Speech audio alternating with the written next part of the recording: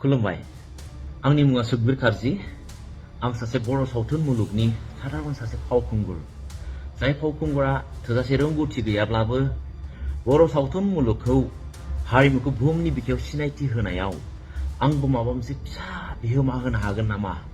बे उद्देश्य बे फोथायनायखौ लानानै आं बर' सावथुन मुलुगाव खामानि मावबोनाया 23 बोसोराव आगान होबाय बे 23 बोसोर आंनि नाजाबोनायाव आं गावनि पार्सोनेल लाइफआव जेबो सोरजिना लानो हायाखैब्लाबो आंनि पार्सोनेल लाइफखौ आं जौगाहोनो हायाखैब्लाबो आंनि बे नाजानाया अराय सम सोलिबाय थागोन बा आं नाजालांबाय थागोन बेनो आंनि सिनायथि फंनैसो बुंनायनि सिगां रायजो राजाफोरनिसिम मोनसे गोसो गोरबोनिफ्राय खावलायनाय जाहाथे सासे फावखुंगुरखौ फावखुंगुर नोजोरावनो नायो माबा मोनसे पलिटिकेल एंगेलजों जाहाथे नोजोर होआ आंनि बे फंनैसो बुंनायाव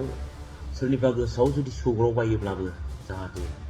नोंथांमोना सुद्रायलायनानै लायो आंखौ निमाहा होयो बेनो आंनि खावलायनाय जोंनि बिटिसिनि जा बिसायख'थि बे बिसायख'थिया साननैसोनि उनाव 22 सेप्तेम्बराव जानो थांगासिनो दं नाथाय सम सौफैनायनि सिगांनो जोंनि गेजेराव जानाखि मोनथाम मोनब्रै रिजनेल पार्टी पलिटिकल पार्टीफोर दङ दा बैसोर पार्टीफोरनि गेजेराव जोङो नुनो मोनदों गावजों गाव बिदा फंबायनि गेजेरावनो होसोज्लायनाय बुज्लायनाय नांज्लाय खमज्लाय खालामनाय एना एनि दा बेफोरखौ नोजोर होनानै आंबो सासे बर' सुबुं जानायलाय दुखु मोनदों जाहाथे बेफोरबायदि जाथाया जाया बेखौनो खावलायनो साननाय जायफोरा बेफोर जाथायाव लोब्बा दङ जायफोरा बेफोर जाथायखौ खालामबाय बा खालामनो थांगासिनो दङ बैसोर बिथांमोननिसिम गोसो गोरबोनिफ्राय मोनसे खावलायनाय आरो नोंथांमोना सानो नामा जे बेफोरबायदि बुग्लुं सुग्लुं दानख्लाब सुख्लाब खालामनानै जोङो जोंनि पार्टीखौ बांसिन भट मोनहोनो हागोन नाथाय बियो रं बे नोंथांनि गोरोन्थि जागोन बे जाथायफोरा हाइकमान्डनिफ्राय जाथों बा सोरनिबा साननो हायै थौले दैदेनगिरिनि साननाय हनायजों जादों बेखौ आं मिथिया नाथाय जा जादों जोबोद गोरोन्थि जादों आरो जा साननानै बेखौ मावदों बेबो जोबोद गोरोन्थि जादों बेफोरखौ खालामनानै आं सानो माब्लाबाबो मोनसे पार्टीया बांसिन भट मोननो हानाय माबा मोनसे साबसिन पजिशनाव फैनो हानाय बे गोहोखौ मोनगोन बेखौ सानदोंब्ला आंनि नोजोराव आंनि बुजिनो हानायाव बे जानो हागौ गोरोन्थि मानोना जों नुबाय दं बे मोननै मोनथाम बर'नि पलिटिकल पार्टी आरो नेशनेल पार्टी दिनै बे सुबुंफ्रानो बै पार्टीयाव जइन जाहैदों आरो बे सुबुंफ्रानो एगेन आरो नैबे मोनसे पार्टीयाव बारस्लायदों ओरैनिया ओरै बारदों ओरैनिया ओरै बारदों माने सोरबाया रां रुफानि माबायाव गोग्लैनानै आरो सोरबाया बबेबा मोनसे गावनि पार्टीखौ मोनसे पजिशन मोनैयाव सोरबाया गावनि पार्टीनि सोरबा दैदेनगिरिखौ बोराबनानै जेखियानो जाया जेराव बारस्लायदों जों बारस्लायनायफोरखौ नुगासिनो दङ दा बेफोरथ' जाबाय थागोन सोरबा थाखानि लबाव सोरबा मायाव नाथाय आसोल गोहोम गोग्लैयो साइलेन्ट भटार्सफोर जाय साइलेन्ट भटार्सफोरनि गोहोमासो नैबे बिसायख'थियाव गोहोम खोख्लैगोन दा बै साइलेन्ट भटार्सफोरनि गोसोखौसो नोंथांमोना माबोरै बोनो हागोन मा आदर्शयै बिसोरखौ नोंसोरो बोजबना लानो हागोन अनसायहोनो हागोन बेखौसो नाजानाय थानांगौ मानोना साइलेन्ट भटार्सफोरा बेखौसो नोजोर होयो सोरबायदि दैदेनगिरिया थारैनो हारिनि थाखाय मोजां खामानि मावनो होननानै ओंखारमारदों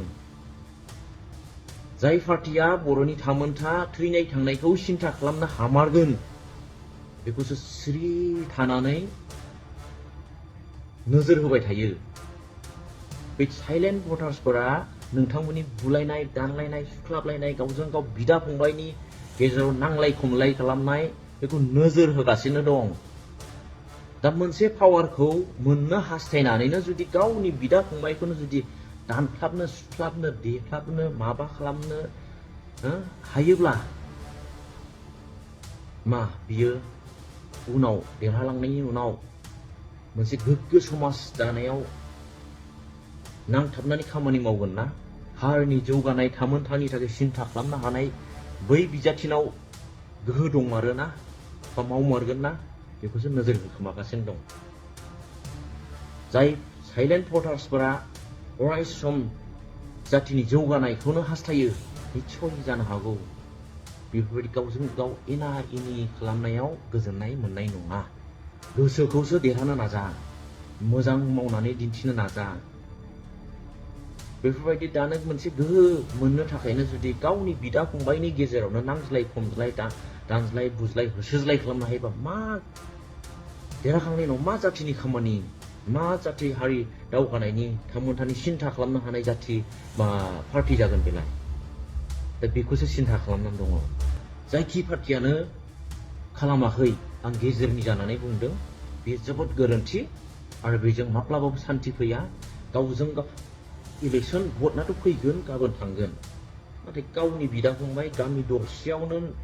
न' उसुं खाथिनि बिदा फंबायजों जुदि दानख्लाब बुख्लाब खालामलायोबा नोंथांमोननि जेनोखि जानाय बेथ' अराय सम फिरिखि फिरि आंनि बिदाखौ ओरै खालामदों आंनि फंबायखौ आंनि बिफाखौ आंनि बिमाखौ ओरै खालाम बेफोरथ' गोदोनिफ्रायनो जाबोनाय जेरै ना बेफोरखौ नांला आरो नांला दा जा गाव खुंथाय मोनबाय बेखौ फेरेनो मोनाखै दा बियो रोजाबानिबो बांसिन बर' सुबुं थैनि बाना बोहैहोनानैसो जे खुंथायखौ जों मोनबाय बे खुंथायखौ जों गावनो खुंनांगौ बे खुंथायखौ जों अरायसम गावनि आखाइ मुथियावनो लानानै जाहाथे गोजोन मोनसे बर'लेण्ड रायजोखौ जोङो गाव खुंथायजोंनो जाहाथे सोलिलांनो हायो खुंलांनो हायो गोजोनखौ लाबोनो हायो बे बिथिङावसो नोजोर होनांगोन मानोना नोंथांनि पलिटिकेल पार्टि जे पार्टियानो जाया मानो उद्देश्यआ मा मोनसे बर'निनो संगठन पलिटिकेल पार्टि दाबायब्ला बे पार्टिनि उद्देश्यआ मामोन बेखौ सिन्था खालामनांगोन जातिनिनो मोनसे थामोनथानि थाखाय सिन्था खालामनानै जातिनि गोजोनखौ हास्थायनानै जुदि नोंथांनि पार्टिया जोनोम जादोंब्ला निस्सय हारिनि रायजो राजानि मोजांनि थाखायनो मावनाय जालांनांगोन हारिनि जौगानायनि हारिनि गोजोनखौ हास्थायनानैनो खामानि मावनाय जानांगोन दिनै नुदों बेनि बिपरित गावजों गाव हिंसा हिंसि गावजों गाव नांज्लायनाय बुज्लायनाय खमज्लायनाय बेथ' टटेलि नोंथांनि पार्टि दानाय उद्देश्यनि बिपरित जाबायना नङा होमबा बेखौथ' आं सासे बर' सुबुं जानानै आसि थुनो मोननाय बुंनो मोननाय मोन्थाय दं हिसाबै आं दिनै बुंदों बेसेबांखौथ' बयबो साननो हानाय गोहोआनो दंखायो नङा होमबा दा अब्ला मानोथो गावजों गावनि गेजेराव बेफोरबायदि नांज्लाय खमज्लाय एना एनिया जाबाय थानो मोनखो दा बेनो सिदा खोथा साइलेन्ट भटार्सफोरा मानि थाखाय दिनै साइलेन्ट बेफोरखौ नोजोर होगासिनो दङ जोङो बबेबा मोनसे नंगौ बाथ्राखौ फंसे बुङोब्लाबो बेखौ गादबगोन नासयगोन बखिगोन दा बेफोरनि थाखाय साइलेन्ट थायो आरो नोजोर होयो सोरबायदि केन्डिडेटखौ हरोबा सोरबायदि बिजाथिखौ हरोबा जोंनि हारिनि रैखाथिनि थाखाय खामानि मावगोन हारिनि अलखद समाव आवाज थिखोगोन बैसोर बिजाथिखौसो बे साइलेन्ट भटार्सफोरा थिखोगोन बेखौ गोसोआव ला नोंनि बेबायदि बुलायख्रुब सुलायख्रुब होसोलाय गावजों गाव एना एनि खालामजानाय बेफोरबायदि बिजाथिखौ माब्लाबो बे साइलेन्ट भटार्सफ्रा सापर्ट होनाय नङा सिदा खोथा आंबो सासे साइलेन्ट भटार्सखौ साननानै ला आंनावबोथ' मोनसे साननो हानाय गोहो दं सोरबायदि बिजाथिखौ हरोब्ला हारिनि निस्सय मोनसे मोजां मावमारगोन हारिनि अलखद समाव आवाज थिखोमारगोन सोरबायदि बिजाथिया समाजनि हारिनि मोजां खामानिखौ मावमारगोन समान नोजोराव बयखौबो नायगोन बेखौ साननो हानाय आंनाव गोहो दङ साधारन सुबुं जानो हागौ बेसेबां गोहोआ थायो दा बेनो आंनि खावलायनाया रावबो थाखा फैसाजों सोरनिबा नारसिननाय प्रेसाराव रावबो भटखौ थुनो नाङा